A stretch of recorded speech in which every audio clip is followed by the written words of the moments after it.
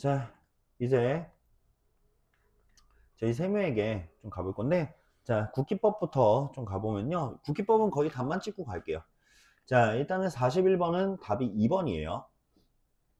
2번인데, 자, 국세기본법에 규정하고 있는 실질과세 원칙에 반하는 규정을 다른 세법에서 규정하고 있는 경우 국세기본법에서 규정하고 있는 실질과세 원칙을 우선 적용한다라고 되어 있는데, 이거 되게 깊숙한 내용이거든. 틀린 말이야. 개별세법이 우선 적용돼요. 그래서 자, 요거는 좀 말씀드릴게요. 이제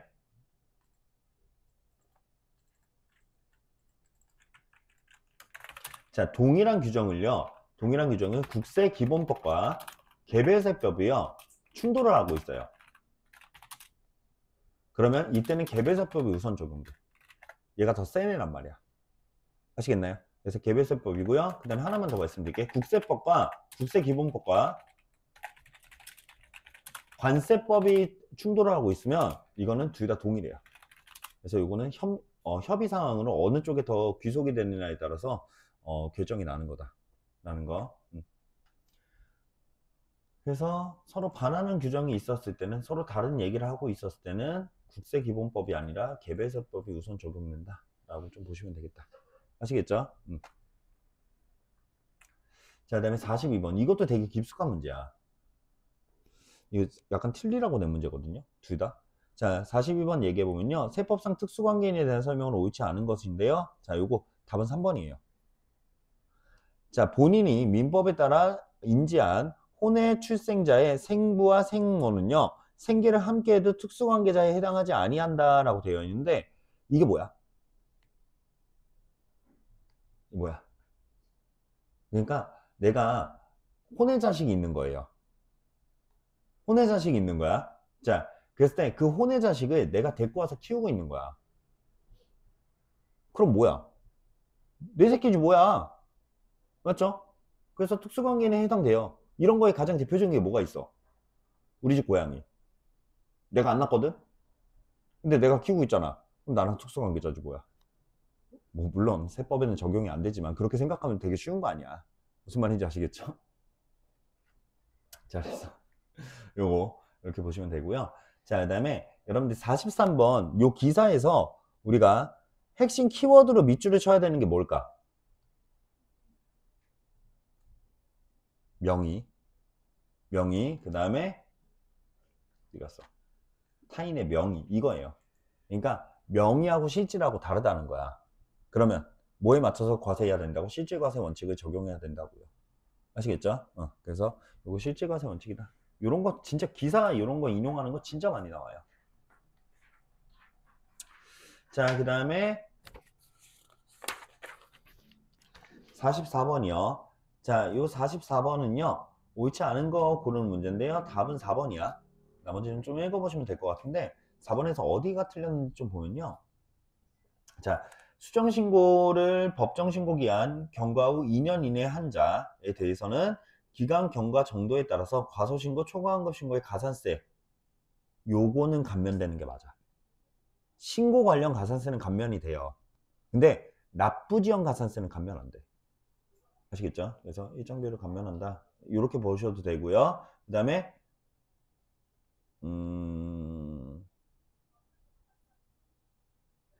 여기까지만 할게요. 여기까지만 얘기하자. 좀 깊숙한 얘기 좀 하려고 그랬다가 안 했어요. 자, 그래서 답은 4번이고요. 자, 45번 별표. 이런 건 틀려도 되는 문제. 그러니까 이 앞에 여기가 여러분들 세무에게 여기가 어렵다고 여러분들이 느끼시는 것 중에 하나가요. 초반에 어려운 문제들이 많이 몰려 있어. 그래서 41번부터 풀어봐야지. 모르네. 42번 풀어봐야지. 모르네. 43번 어렵게 풀었어. 43번 어렵게 풀었어. 45번 오니까 또 모르네. 망했다. 이렇게 돼버리는 거야. 아시겠나요? 이게 심리적 요소가 많이 반영되는데, 자, 봐봐. 자, 우리가 사업연도를 변경하는 건요. 자, 이제 말씀드릴게요. 법인세법상 모든 변경신고는요, 종료일에 하는 거예요. 요때까지 하는 거야. 근데 예외가 하나 있었다? 근데 그 예외만 우리가 배웠어요. 뭐게?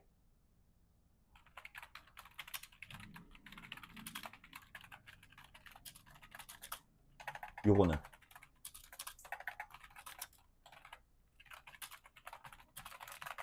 요때까지 하는 거였잖아.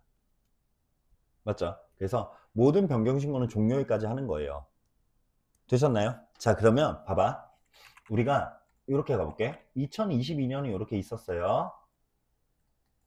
22년은 이렇게 1월 1일부터 12월 31일까지 됐고요. 2023년이 이렇게 넘어왔는데 요때 23년도에 신고를 언제 한 거야? 요 4월 18일 날 한 거죠. 맞죠? 근데 23년도를 만약에 바꾸고 싶었어? 그럼 언제까지 했어야 돼? 요때까지 했어야 되는 거야. 요때까지 했어야 되는데 이때 신고했으니까 23년도는 바뀌지 않고 그냥 가는 거예요. 쭉 1월 1일부터 10월 31일까지. 아시겠나요? 이렇게 가고 2023년 12월 말이 전에 신고를 했으니까 24년도부터 바뀌는 거야. 그래서 24년도가 어떻게 바뀌냐면 일단 이렇게 한번 바뀌어요. 1월 1일부터 6월 30일까지 기간을 한번 바꾼 다음에 이때부터 다시 1년으로 가는 거야. 무슨 말인지 아시겠나요? 이해 가세요? 그래서 24년도에는 요 종료일에 맞춰서 한번 끊어줘요. 끊어준 다음에 요게 7월 1일부터 6월 30일까지를 한 기간으로 이제 보는 거죠. 이해 가시죠? 그래서 요거는 연도 전이니까 23년도는 그대로 가는 게 답이에요. 그대로 가는 게. 이해 가시나요? 무슨 말인지 아시겠어요? 그래서 요거 이렇게 보시면 되고요. 자, 그 다음에 46번 무조건 기타 사유출로 처분하는 항목 뭐 있었어요? 기업 업무 추진 및 한도 초과액이죠. 근데 얘가 과거 규정이나 접대비라고 나온 것 뿐이야. 그래서 요거는 손쉽게 좀 고를 수 있는 문제고요. 자, 47번이요. 자, 입금으로 인정되는 금액이라고 되어 있죠. 자, 일단은 주식 발행 초과금은 투자자에 대한 자본의 출자와 관련된 상황이니까 얘는 입금으로 인정이 안 돼요. 맞죠? 자, 그 다음에 두 번째, 채무면제이익은 원칙적으로 입금이야. 근데 얘를 이월결손금에 보전하거나 충당하면은 입금으로 보지 않았는데 이게 충당금액이 없다고 얘기했잖아. 그러니까 얘는 입금으로 봐야 되고요. 자, 국세나 지방세의 과원납금의 환급금의 이자예요. 자, 여러분들 요거 얘기할게. 우리가 관합은 뭐냐면요, 내가 낼 세금보다 많이 낸 거야. 오납은 낼 걸 안 내도 될 걸 낸 거예요. 그러면 이거는 과원납금이라고 얘기하는데요, 이거를 돌려줘야지. 환급을 해줘야죠. 근데 환급 기간에 들어오지가 않은 거야. 그러면 요것에 대해서 이자를 줘요. 이자를 줘요. 근데 우리가 세금을 크게 두 가지로 나눌 수 있었잖아. 지읒자 세금, 그 다음에 지읒자 이외 세금. 자, 지읒자 세금은 납부할 때는 송금으로 처리가 되죠. 그러면 요 환급금에 대해서는 어떻게 한다고 했어? 입금으로 본다고 얘기했었죠. 맞죠? 여기까지 이해 가시나요? 그 다음에 지읒자 세금이 두 개네. 이외라고 하자. 지읒자 이외 세금은요, 얘는 납부했을 때 송금을 안 되니까 우리가 돌려받을 때도 입금으로 보지 않는다라고 얘기했었지. 맞죠? 자, 그러면 요것과 관련된 이자예요. 요것과 관련된 이자는 환급금을 늦게 줬기 때문에 이자를 주는 거라고. 그러면 야, 이거 내가 늦게 줬는데 너 돈 받았네? 다시 세금 내. 이럴 수 있냐고. 안 되잖아. 그래서 이거는 어떤 세금의 이자건요, 다 입금으로 인정을 안 해요. 무슨 말인지 아시겠나요? 이해 가세요? 그래서 요렇게 정리가 될 수 있겠죠. 얘는 납부할 때 송금이니까 환급도 입금이다. 하지만 이자는 입금이 아니다. 얘는 납부할 때는 송금을 인정 안 되니까 환급할 때도 입금을 인정 안 된다. 당연히 이자도 입금으로 인정이 안 된다. 이렇게 보시면 되는 거지. 그러면 얘는 입금으로 보지 않아요. 자, 그 다음에 유형자산의 토지 양도금액, 얘는 갖다 판 거니까 입금 맞죠. 그렇죠? 그러면 요거 두 개 합쳐서 600만 원 이렇게 되는 거지. 무슨 말인지 이해 가시나요? 자, 그 다음에 48번 송금불산 이외에 골라봐라 라는 건데요. 자, 첫 번째는요, 여기 바로 가볼게요. 직원의 업무 수행과 관련하여 발생한 교통사고 벌과 하금. 얘 순수한 벌과 가잖아. 그러면 얘 송금은 인정이 안 되죠. 맞죠? 자, 그 다음에 국민건강보험료 낸 거는 송금은 인정돼요. 당연히 내야 될 거 내는 거니까. 그 다음에 의무적으로 납부하는 것이 아닌 공과금. 이게 뭐야? 기업의 선택에 따른 거라는 거지. 그러면 선택할 수 있는 상황인 공과금은 우리가 송금을 인정 안 해줬었죠. 맞죠? 이런 것의 가장 대표적인 게 폐수배출부담금. 이런 것들이 있었지. 맞죠? 자, 그 다음에 주식 할인 발행 차금은 당연히 송금을 인정 안 하는 거야. 자본의 환급과 자본의 출자와 관련된 거니까. 그러면 요거 세 개 합친 250만 원 하면 350만 원 이렇게 되는 거죠. 무슨 말인지 이해 가시나요? 그래서 여기까지 좀 알아두시면 되겠다. 자, 그 다음에 여러분들 봐봐. 49번이요. 자, 우리 종부세를 내요. 그렇죠? 근데 여기에 납부지연 가산세가 포함된 거야. 자, 순수한 벌과 가는 송금으로 인정이 안 된다고 얘기했어. 맞죠? 자, 근데 지연이나 연체, 그 다음에 지체라는 말이 붙은 송금으로 인정이 된다고 얘기했었죠. 그러면서 제가 얘기했어. 단, 납부지연 가산세는 좀 주의하자. 얘는 이름이 납부지연이라 원래 송금으로 인정이 안 되는 거다. 라고 얘기했었잖아. 그래서 여기서 27,000원만큼은 송금으로 인정이 안 돼요. 그러면 자, 우리 지읒자 세금 낸 거고요. 요 중에 90만 원은 송금으로 인정이 될 거고 27,000원은 송금으로 인정이 안 될 거 아니야. 그러면 27,000원만 나가 해버리면 되지. 그렇죠? 그러면 송금비산이 27,000원. 자, 그리고 우리 세금 어디다 내요? 세금 어디다 내? 세무서. 맞지? 세무서가 어떤 곳이야? 법인사업자야. 법인이라고. 그럼 뭘로 처리돼야 돼? 기타 사유이출. 맞죠? 그래서 얘 기타 사유이출로 처분이 되는 거야. 답은 어디 갔어? 2번이죠. 이해 가시나요? 자, 그 다음에 50번 얘기해 볼게요. 자, 요거 손익계속식 얘기인데, 자, 요거요. 보니까요.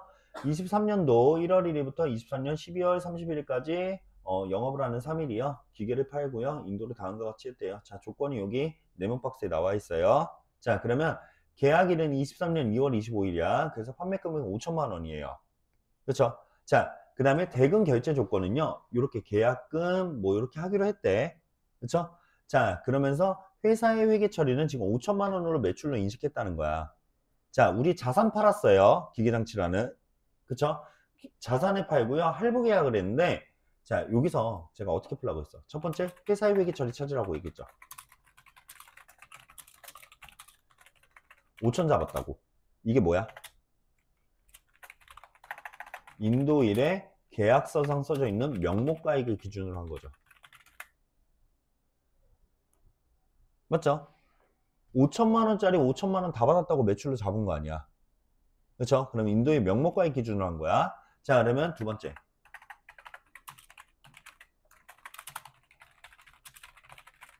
자, 법인세법 인정 여부를 따지면요. 자, 요거는 장기 할부잖아. 그렇죠? 자, 장기 할부는 원칙적으로 어떻게 했어? 원칙적으로 요걸로 봤었고요. 예외적으로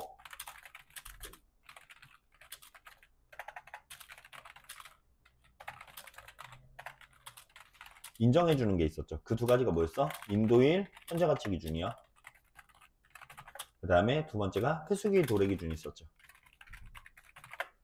맞죠? 그러면 지금 회계 처리를 인도일 명목가액 기준으로 했었을 때 이렇게 했었을 때 법인세가 인정하는 거 이렇게 인정하고 있잖아. 그러면 둘 간의 차이가 지금 존재하지 않죠. 맞죠? 그러면 세무조정은 발생할 필요가 없는 거지. 답 1번이라고. 그리고 제가 말씀드렸잖아. 이런 거 만약에 문제가 나오면 일단 웬만하면 세무조정 없음이라고. 아시겠죠? 자, 근데 여러분들 이 문제 바꿀 거야 이제. 만약에 여기서 이 기업이요.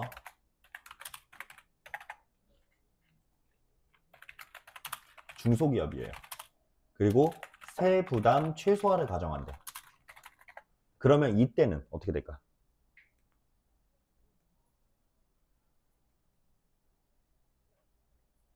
자, 여러분들 세부담 최소화라는 게 입금을 가능한 줄이는 거예요. 입금을 가능한 줄이는 거야. 그러면 자 보자. 지금 우리가 2023년에 받을 수 있는 돈이 얼마야? 요 500하고 1의 할부금을 받을 수 있죠. 요거를 입금으로 보는 게 가장 좋은 거야. 이렇게 하려면 어떻게 해야 돼? 회사는 회수기 도래 기준에 신청을 해야 돼요. 그래서 입금을 내가 돈 받은 1,400만 원만 보고 싶은 거야.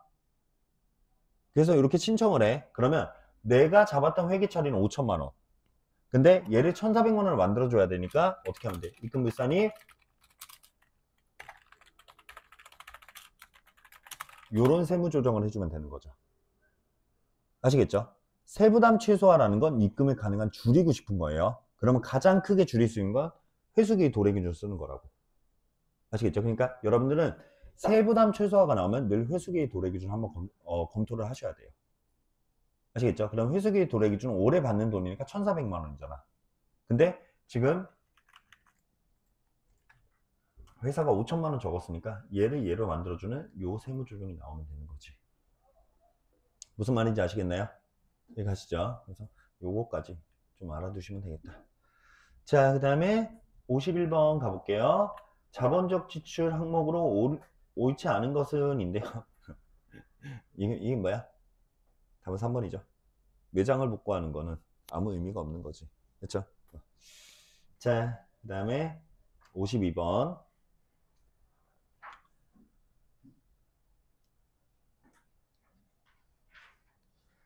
자, 주식회 3일은요, X1년 1월 1일에 기계장치를 1억 원이 취득했어요. 자, 세법에 대해서 기계장치에 대한 감가상각비로 정액법을 하고 있대요. 내용연수 5년이고요. 신고하였으며 전정관치 없다고 가정한다. 회사는 23년에 감가상각비를 1,800만 원을 계산한 경우 세무조정으로 오른 것은인데요. 자, 우리 삼각범위액부터 구해보면 회계상 감가상각 방법을 그대로 이용하는 거죠. 그러면 삼각범위액 그대로 구해보면요. 1억 원에 대해서 전정가치 없고요. 거기 내용연수분의 1 하면은 2천만 원 되죠. 맞죠? 자, 근데 지금 회계상 감가상각비가 회사계상 감가상각비가 1,800만 원이잖아. 그러면 지금 시인 부족액이 200만 원이 나오죠. 그렇죠? 자, 이 상황에서 첫 번째 상황 1일 때는 전기상각 부인액이 지금 300만 원 있는 경우죠. 그러니까 자, 여기서 2월 송금산이 검토해야지. 그렇죠? 그러면 상각 부인 누계액과 그 다음에 단기 시인 부족액이요. 자, 요거를 검토하면 지금 상각 부인 누계액은 300만 원, 단기 시인 부족액은 200만 원이니까 둘 중에 작은 금액이 200만 원만큼 송금산입할 수 있는 거죠. 이렇게 되고요. 그 다음에 상황 2요. 상황 2도 2월 송금 산입을 일단 검토해야 돼요. 그래서 삼각부인 누계액과 단기 시인 부족액이요. 자, 그러면 지금 삼각부인 누계액은 얘는 없죠. 시인 부족액만 있으니까.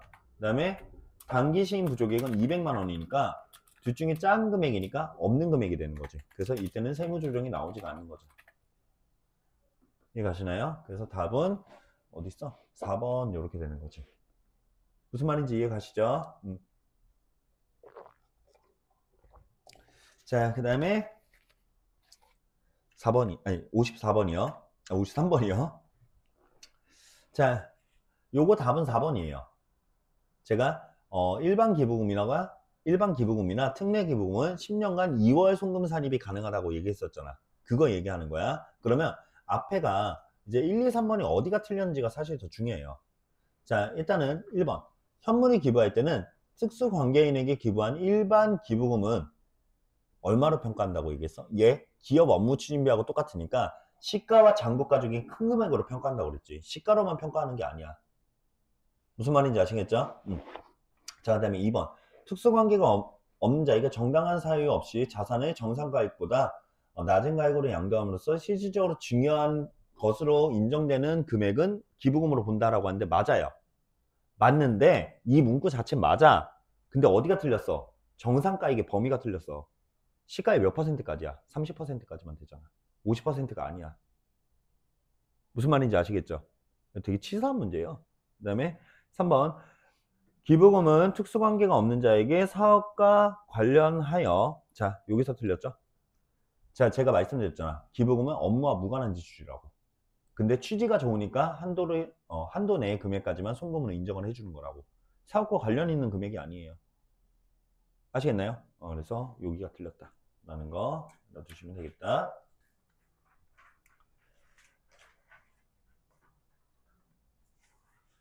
자, 그 다음에 요거 접대비 기업 업무 추진비 나왔는데요. 요거 세무조정 한번 해보죠. 자, 일단은 요거는 제가 풀었던 단계별로 가볼게요. 이거를 적용률은 가리고 할게. 어차피 우리 이건 보면서 하면 되는 거니까. 자, 1단계부터 해보자.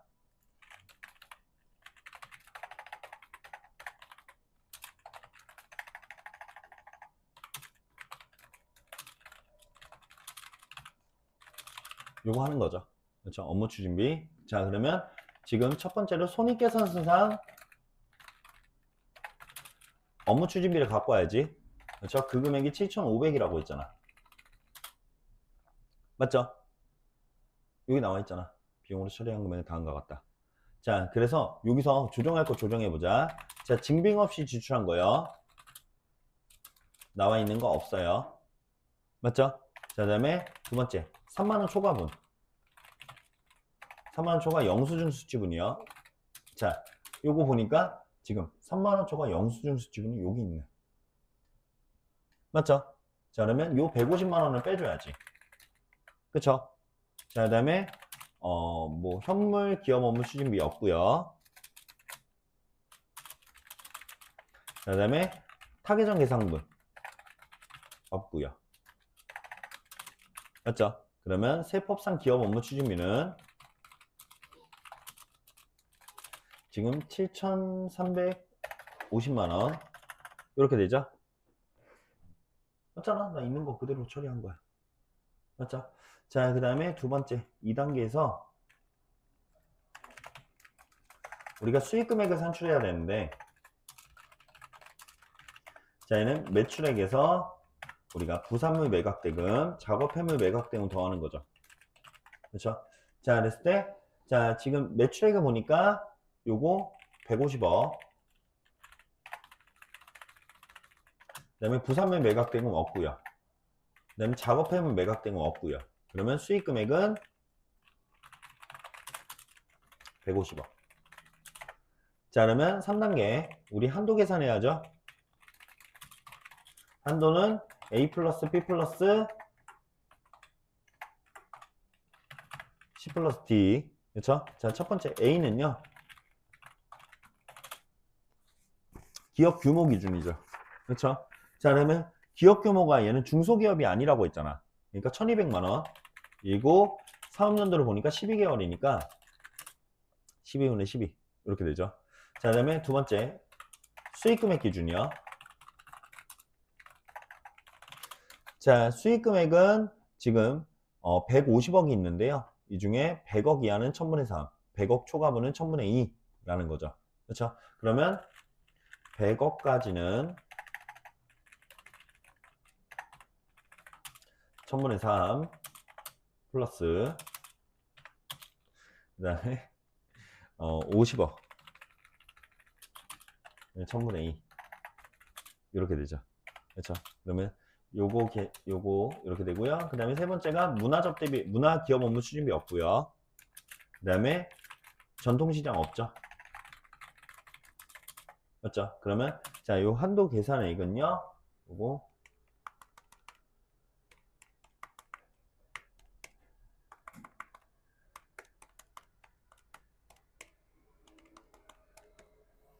5,200만원 이렇게 나오죠.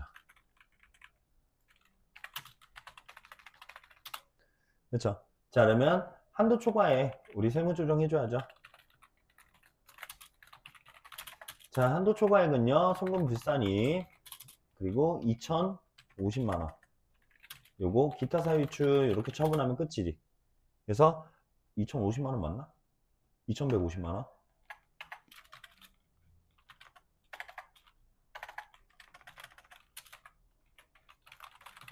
이렇게 되니까 답은 2번 고르면 틀려요. 지금 여기서 묻는 건 송금 불산이백 전액 묻는 거야. 뭐도 있어. 얘도 있잖아. 그렇죠? 얘도 있으니까 얘도 150만원 기타 사유 이출 이렇게 처분하면 되는 거죠. 그래서 송금 불산이백 금액은요 2,300이 되는 거지. 무슨 말인지 아시겠죠?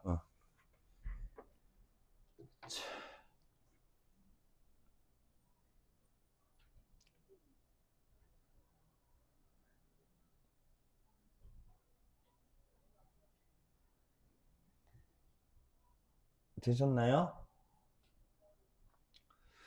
자, 그러면 이제 55번 좀 가보도록 하죠. 자, 55번은 요거 답만 좀 고르고 할게. 답은 1번이야. 어디가 틀렸을까? 자, 여러분들 이거 말씀드릴게. 업무무관 가지급금의 정의가 뭐였어? 특수관계인에게 대여한 금액이야. 상대방이 특수관계인지 고려를 왜 하네? 특수관계인한테 대여한 금액이라니까? 고려하고 있어 이미. 무슨 말인지 아시겠죠? 그렇죠? 그래서 답은 1번이다 라는 거 좀 알아두시고요. 그 다음에 요거 4번 얘기해 볼게. 여기 동그라미 4번.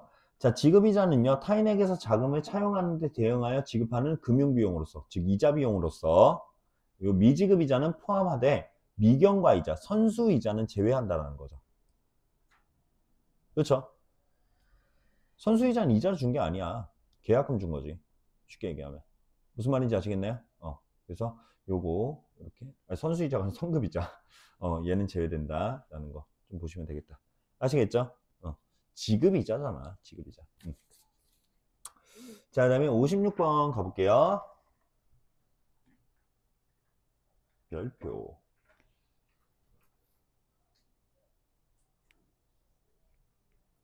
야, 이 문제 나오고 진짜 이거는 조금 제가 어제 풀면서 되게 좀 충격받은 문제 중에 하나거든.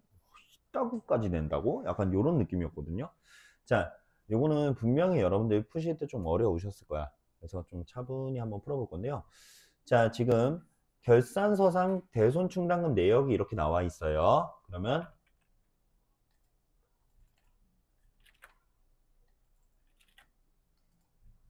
요거를 T 계정으로 좀 그려보면요. 자, 여기 기초금액이요. 지금 제가 단위는 100만 단위로 쓸게요. 그래서 1,500. 그 다음에 자, 여기 설정액이 얼마야? 300. 그 다음에 여기 감소한 금액이 800이죠. 맞죠? 자, 그 다음에 기말 대손 충당금이 얼마야? 이렇게 되면은 1,000만 원 이렇게 있다라고 얘기할 수 있는 거잖아. 자, 그러면 우리 이렇게 된 상태에서요. 이제 안에를 보니까 요렇게가 있네. 맞죠? 자, 그러면 우리 일단 대손 충당금의 세무 조정을 한번 해볼게요. 자, 1단계는 전기의 대손 충당금 한도 초과에 취소시켜줘야지. 그러면 자, 여기 한도 초과된 금액이 400만 원 있으니까 얘부터 취소시켜 주는 거야. 송금산이 400 마이너스 유보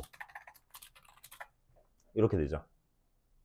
맞죠? 그 다음에 단기의 세무 조정 해줘야죠. 근데 단기의 세무 조정 위해선 기말 대손 충당금 장부 금액 요거 찾아야지. 자, 그 금액이 얼마라고 찾았어? 1,000만 원이라고.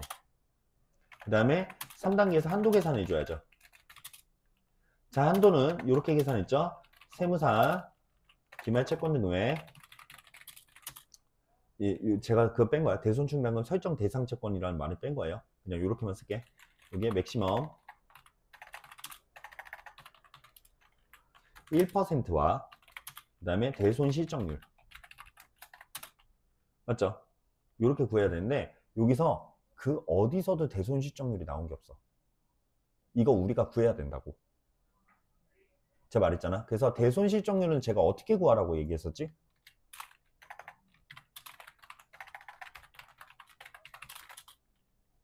자, 대손 실적률은요. 이렇게 구한다고 얘기했었죠. 단기에 송금으로 인정되는 대손 삼각비, 대손금을 전기말 그 세무상 대손 충당금 설정 채권으로 나눠주면 돼요.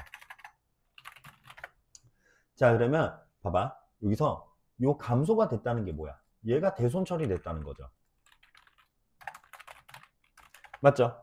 근데 이 대손 처리됐다는 걸 보니까요, 800만 원 중에 200만 원은 송금으로 인정을 못 하겠대. 그럼 얼마만 송금으로 인정이 되는 거야? 600만 원. 여기까지 이해 가세요? 자, 그다음에 정기말 대손증당금 설정 채권 여기 나와 있잖아. 그럼 얘를 나눠주면은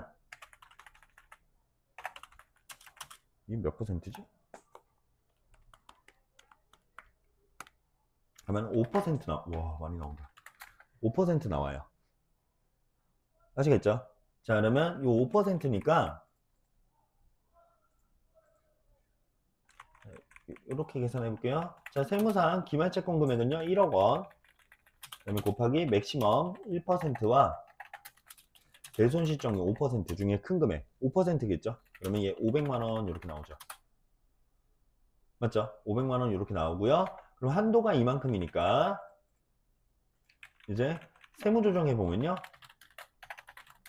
자, 지금 회계상 기말 대손충당금 잔고금액은 1000만 원, 한도는 500만 원이니까 나머지 금액 500만 원은 우리가 송금으로 인정이 안 되는 거지. 이렇게 되죠. 여기까지 이해 가시죠? 맞잖아. 여기 비교해 보면. 그렇죠? 500이 넘어서니까 이렇게 분계가 이렇게 세무 조정이 되는 거지. 그러면 자, 이거 보자. 자, 우리 각 사업연도 소득 금액 구하래요. 자, 그러면 요거는 결산서상 당기순이익에서 입금산익과 송금불산익 좀 줄였을게요.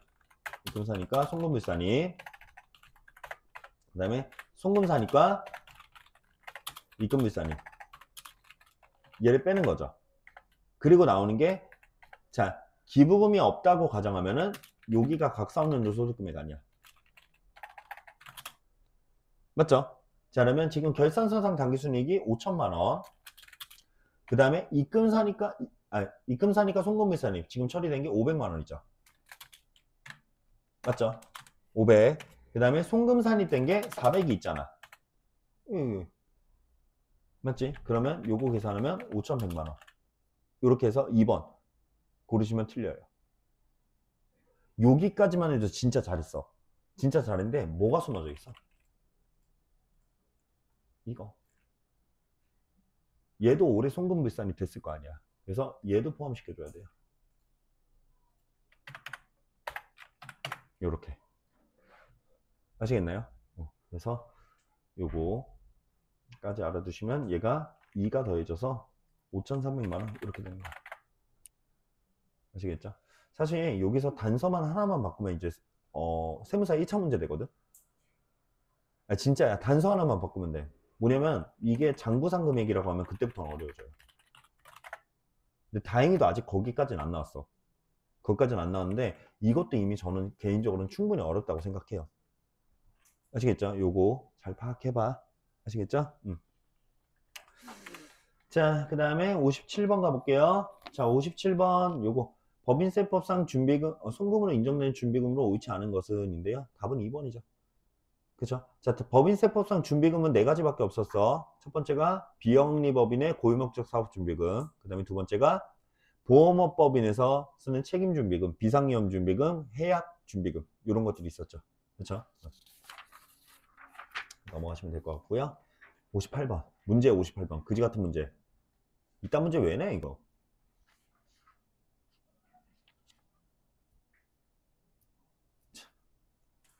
이건 사실 문제 까보면 되게 쉬운 문제거든. 까보면 진짜 쉬운 문제인데 여러분들이 이거 딱 봤을 때 헉, 이 소리 난단 말이야. 그렇죠? 아니야?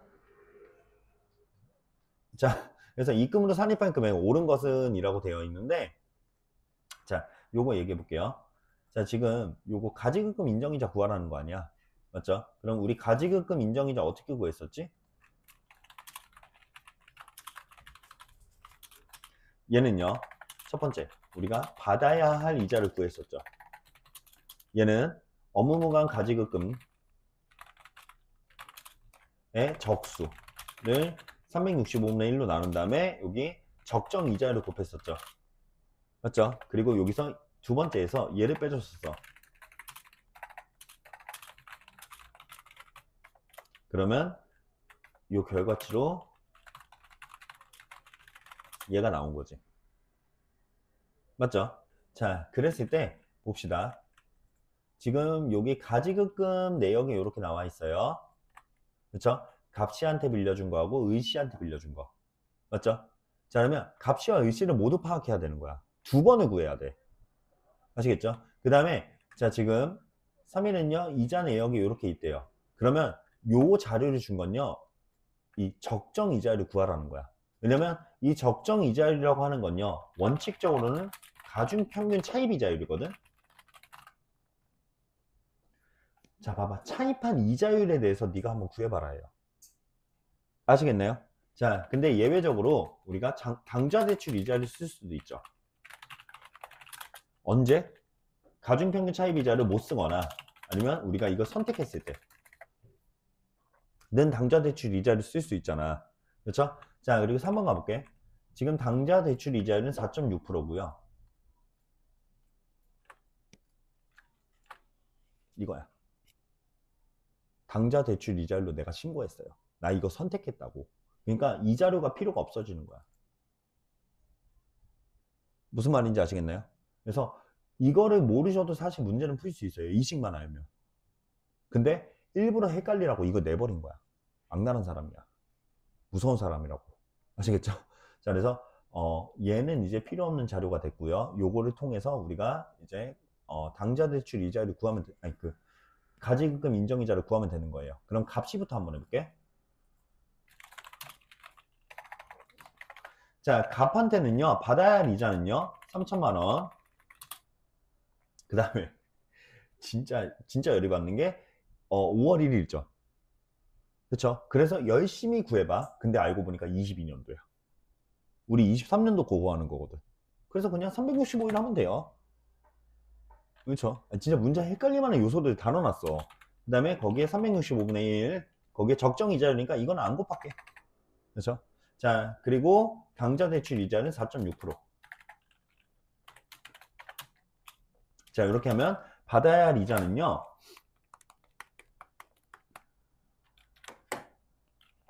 138만 원이에요. 맞죠? 맞잖아. 자, 이렇게 되고요. 실제로 받은 이자는 없어요. 맞죠? 무상돼요. 그죠? 자, 그러면 세 번째 가지급금 인정이자는요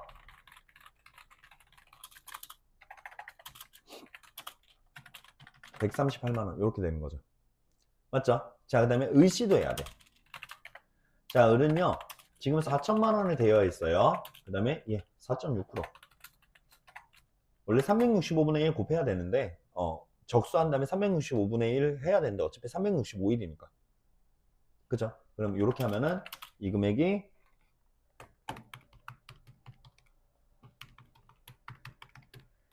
184만 원 이렇게 되죠. 자, 근데 실제로 받은 이자는 160만 원 받았잖아. 그러면 그 차에 24만 원을 받아와야지. 그래서 가지급금 인정이자는 24만 원 이렇게 되는 거죠. 그럼 가지급금 인정이자를 처리해야 될 문제는요 얘 합계액인 얘가 되는 거지. 이해가시나요? 그래서 두 번 구하는 문제다. 그리고 자료가 되게 큼직하게 나왔는데 사실 별건 없다 라는 거 되셨죠? 자, 그 다음에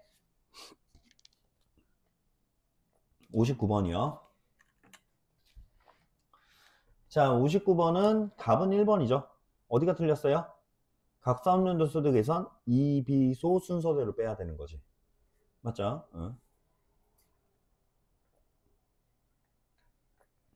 자, 그 다음에 60번. 자, 법인세 신고납부제도에 관한 설명으로 옳지 않은 것인데요. 자, 이것도 옳지 않은 것만 고르고 가면요. 자, 법인세 신고 시에는 우리가 필수 첨부 서류가 5가지가 있었어. 뭐뭐 있었어? 뭐뭐 있었어? 재무상태표, 손익계산서, 그 다음에 4가지. 세무조정계산서, 그 다음에 이익잉여하고 처분계산서 이렇게 있었죠. 그렇죠? 현금흐름표는 여기에 포함되지 않아요. 되셨나요? 자, 그래서 요거 답은 1번이다. 이렇게 보시면 될 것 같고요. 자, 그 다음에 61번이요. 자, 이거 문제 진짜 어려운 문제거든. 답은 뭘까?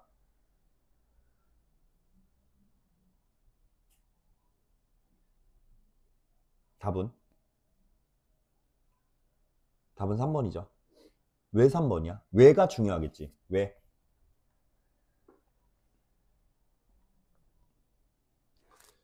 왜? 자, 여러분들, 제가 이런 얘기 했었어요. 이자소득이나 배당소득에 들어가 있는 유사이자소득이나 유사배당소득은 어떤 개념이라고? 유형별 포괄주의 개념이라고. 걔는 열거가 되지 않아도 과세할 수 있어요. 맞죠? 이미 그 안에 뜻이 들어가 있으니까. 그 얘기하는 거야. 이해 가시나요? 진짜 어려운 문제예요, 이거는. 그래서 소득세법은 모든 소득에 대해서 열거주의에 의하여 과세 대상 소득을 규정하고 있으면 열거되지 아니한 소득은 과세되지 않는다. 사실 다른 문구가 틀렸으면 얘가 맞는 말이 되거든. 근데 다른 문구들이 일단 너무 맞아요. 다 맞고요. 그 다음에 중요한 거는 유형별 포괄주의라는 개념이 있으니까 얘도 오답이 될 수는 있다는 거지. 무슨 말인지 아시겠죠? 그렇죠? 진짜 어려운 문제 내셨어요. 그 다음에 뭐야, 블랙핑크가 나왔어요.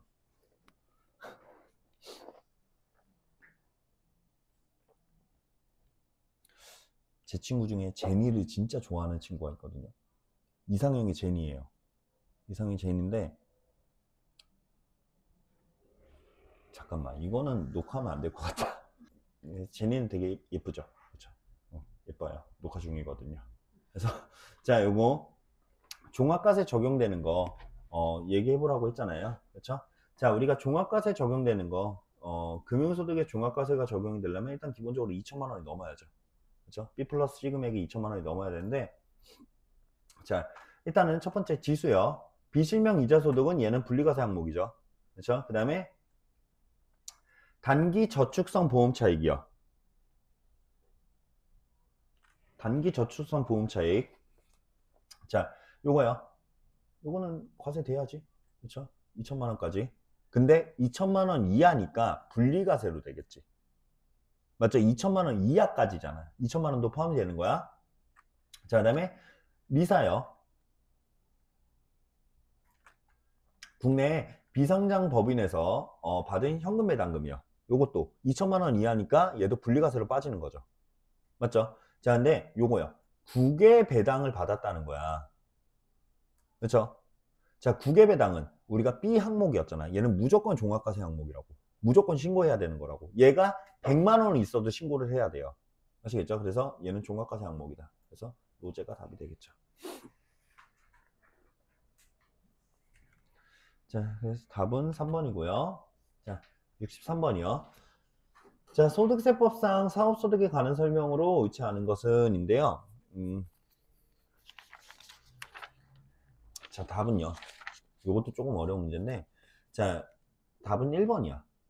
기준 시가가 15억인 주택 한 채를 보유하는 주택 한 개를 소유하는 자의 주택 임대소득은 비과세가 된다라고 하는데, 제가 1주택을 보유한 자가 임대를 했을 땐요, 임대료는 비과세라고 얘기하면서 그때 국외주택하고 그 다음에 고가주택은 제외된다라고 얘기했죠. 여기서 고가는요 12억이에요. 이거는 이렇게 내면 좀 안 되는 문제 같긴 해. 이 12억을 우리가 굳이 외워야 돼? 고가인 것만 알면 되지. 나머지는 맞는 말이니까 좀 읽어보시면 될 것 같고. 자, 그 다음에 64번. 자, 총급여액 계산하래요. 그러면 하나씩 가보자. 자, 1번은요. 급여액은 모두 과세가 되죠. 2,460만원. 자, 그 다음에 두 번째. 발명진흥법에 따른 직무발명보상금이요. 자, 요거는 400만원 있는데 연 700만원까지 비과세 되니까 이 중에 400만원은 그대로 빼주면 되는 거죠. 그죠? 그래서 요거 이렇게 되고요. 세 번째. 자, 주택 구입에 소요되는 자금을 회사로부터 무상으로 대여받은 이익이요. 요거 주택 구매자금 대여이익이죠. 그렇죠? 자, 요건 중소기업이라면 비과세가 될 수 있어. 그렇죠? 중소기업 직원들이 받는 주택 구매자금 대여이익은 비과세가 돼요. 근데 지금 일단 중소기업도 아니에요. 그렇죠? 중소기업 아니니까 얘는 과세가 돼야 되고요. 자, 그 다음에 4번. 초과 근로로 지급받은 초과 근로수당이요. 요거는 과세돼야죠. 맞죠? 자, 그 다음에 5번째. 학자금이요. 자, 회사 규정에 따라 자녀 대학 등록금을 받은 거잖아. 자녀 학자금은 과세가 돼야죠. 그러면 요거 요렇게 더하면은 총급여액은요 3,900만 원 이렇게 되는 거죠. 답은 4번. 이해가셨나요? 자, 그 다음에 기타 소득에 관한 설명으로 옳지 않은 것 고르라고 했는데요. 자, 요거 답은 4번이죠. 그렇죠? 자, 연소득 금액이 얼마 이하일 때? 300만 원 이하일 때 분리가서 선택할 수 있고요. 자, 그 다음에 66번. 자, 소득세법상 인적공제에 관한 설명으로 옳지 않은 것은 인데요. 자, 요것도 조금 너무 실무적인 문제인 것 같긴 한데 답은 2번이에요. 부양가족의 범위에는 계부나 계모는 포함되나 의붓자녀는 포함되지 않는다라고 하면 이건 너무 대칭이 안 맞는 거 아니야? 맞죠? 그래서 의붓자녀도 당연히 포함이 돼요. 자, 그 다음에 67번. 다음의 자료를 기초로 처음으로 보험료 문제가 거의 나온 건데, 자, 세액공제 금액은 얼마인가 라고 되어 있죠. 자, 그랬을 때, 자, 일단은 여기서 공제 대상은 저축성 보험료 안 되는 거지. 그럼 저축성 보험료 얘 제외시키고요. 그렇죠? 그 다음에 공적보험료 공제가 아니야. 사적보험료 공제지. 건강보험료 안 돼요. 고용보험료 안 돼요. 보장성만 되는 거라고. 그러면 자, 본인의 자동차 보험료 120만 원과 장애인이네요. 그렇죠? 장애인 보험료 자, 200만 원인데요. 자, 우리가 부양가족을 따질 때는 나이하고 소득을 따지죠. 근데 이분 장애인이니까 일단 나이는 안 따져. 하지만 소득은 따져봐야 되는데 지금 장녀나 장남이나 소득은 없다고 가정하죠. 그러니까 공제받을 수 있는 거야. 그러면 자, 요거는 일반 보장성 보험료는요. 미니멈 120만 원과 100만 원 중에 작은 금액의 12%죠. 그 다음에 장애인 보장성 보험료는요. 미니멈 장애인 보장성 보험료 지출액 200만 원과 100만 원 중에 작은 금액의 15%죠. 맞죠? 그러면 요거 일단 보험료 공제 세액공제로 받을 수 있는 건 27만 원 이렇게 될 거야. 그러면 세액공제 구했다. 자, 그 다음에 소득공제로 받을 수 있는 금액 구하래요. 자, 우리가 소득공제로 들어갈 수 있는 거 일단 이제 소득공제니까 얘는 제외시키자. 세액공제 받았으니까. 저는 소득공제로 받을 수 있는 건 건강보험료 소득공제 받을 수 있죠. 그 다음에 고용보험료 소득공제 받을 수 있죠. 그렇죠? 그래서 얘네 두 개는 받을 수 있으니까 요거요. 215만 원 공제를 받을 수 있는 거지. 그래서 27만 원과 215만 원이면 4번. 요게 답이 되는 거지. 이해가시죠? 응.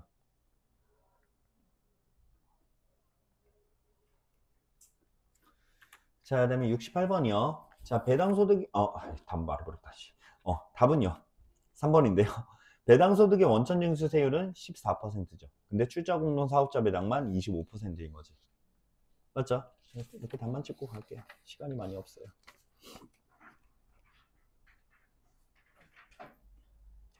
자, 그다음에 69번이요. 자, 양도세에 대한 설명으로 옳지 않은 거 물어봤는데요. 답은 2번이에요. 답은 2번인데, 자, 양도소득세를 계산할 때는 양도가액과 취득가액은 원칙적으로 실거래가야. 원칙적으로 실거래가고, 그게 안 되면 추계 방법을 쓰는 거예요. 선택하는 게 아니야. 선후가 있다고. 무슨 말인지 아시겠나요? 그래서 요거 그 이외에는 추계되는 것들이 있다라는 거까지 알아두시면 될 것 같고요. 자, 그다음에 자, 70번. 자, 70번의 답은요. 여러분들 요건 1번이야. 근데 요것도 좀 너무 실무적인 문제가 나와서 좀 말씀드리면 사업장 현황 신고는요. 여러분들 3월 10일까지 하는 거예요. 아시겠죠? 1월이 아니야.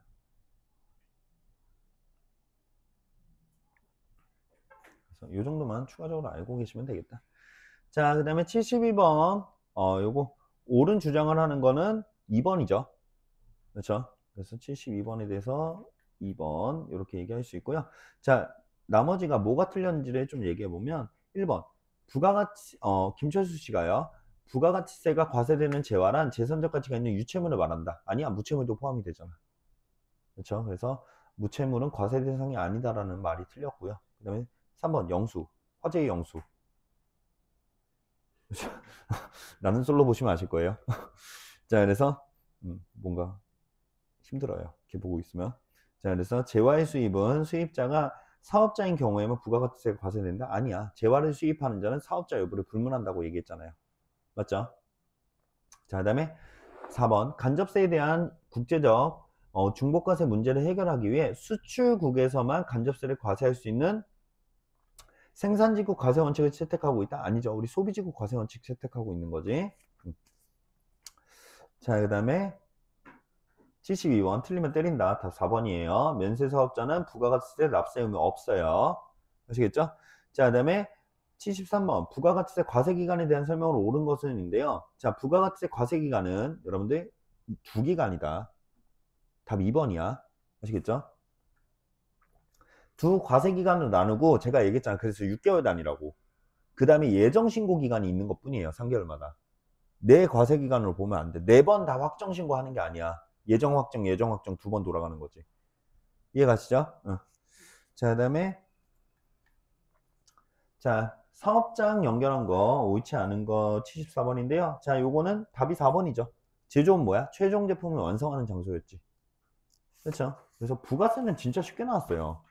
그래서 요거 틀리시면 안 되고요. 자, 75번이요. 자, 75번은 간주 공급에 대한 설명으로 옳지 않은 것인데요. 답은 4번이죠.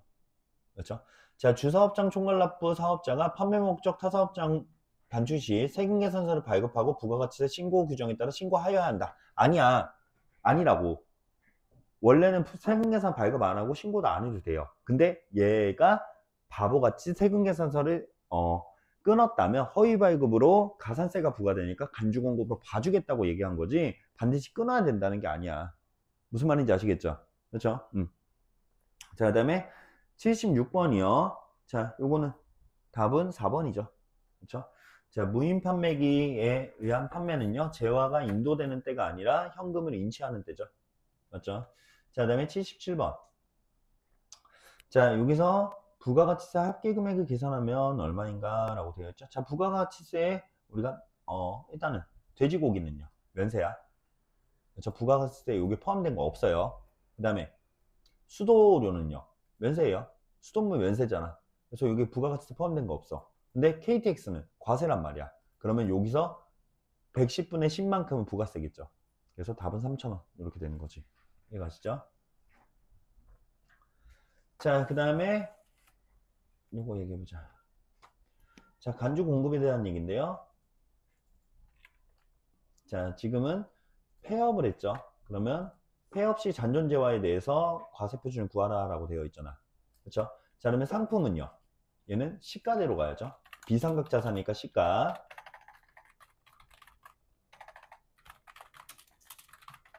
자, 그 다음에 토지는 애당초 면세 상품이니까 과세 대상이 아니죠. 맞죠? 그 다음에 건물은요.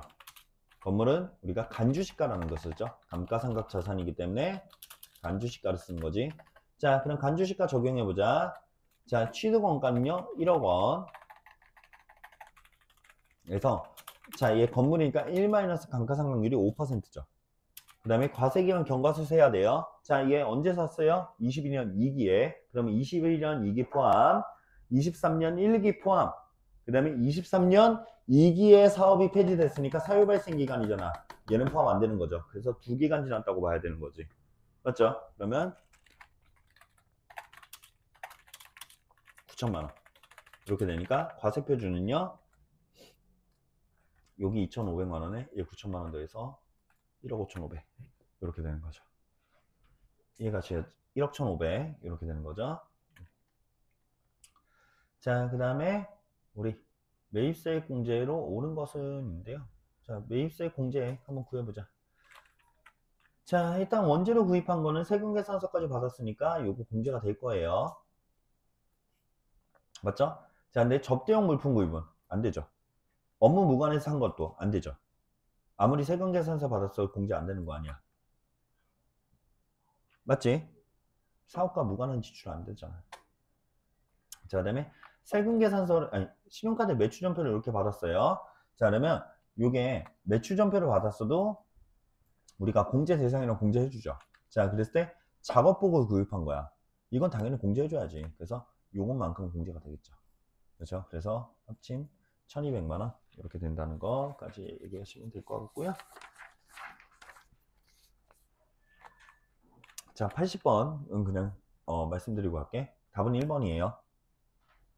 자, 예정신고 시에 매입처별 합계표를 제출하지 않고 확정신고 시에 제출한 경우. 자, 세금계산서 합계표를 조금 늦게 제출했어요. 요거는 예정신고에서 확정신고는 봐준다고 얘기했지. 왜냐면 세금계산서를 못 받았을 수도 있기 때문에 조금 늦게 낸 거. 요런 거 봐주겠다는 거야. 왜냐면 준 놈이 안 주는 걸 우리가 어떻게 하냐고. 요렇게 얘기했었잖아. 맞죠? 그래서 예외적인 공제라고 좀 얘기를 했었죠. 자, 그래서 답은 1번이죠. 되셨나요? 자, 여기까지 생명에게 좀 풀어봤고요. 잠깐 쉬었다가 이제 원가 관리에게 가보도록 하죠.